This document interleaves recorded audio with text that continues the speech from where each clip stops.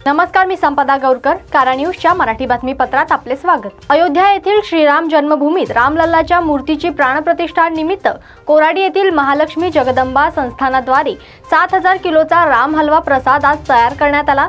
हा प्रसाद तयार करण्यासाठी उपमुख्यमंत्री देवेंद्र फडणवीस यांनी आपला सहभाग नोंदवून उपक्रमाला सुरुवात केली।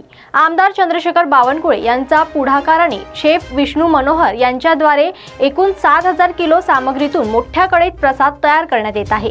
त्यामुळे प्रसाद बनविण्याचे सर्व विक्रम मोडीत निघतील असे उपमुख्यमंत्री पुढे बोलताना म्हणाले।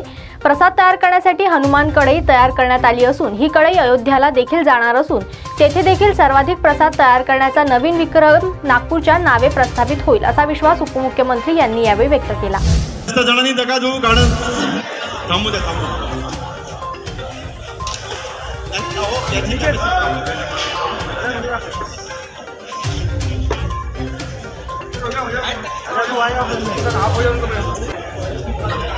दादा खाली खाली खाली कॅमेऱ्यात नाही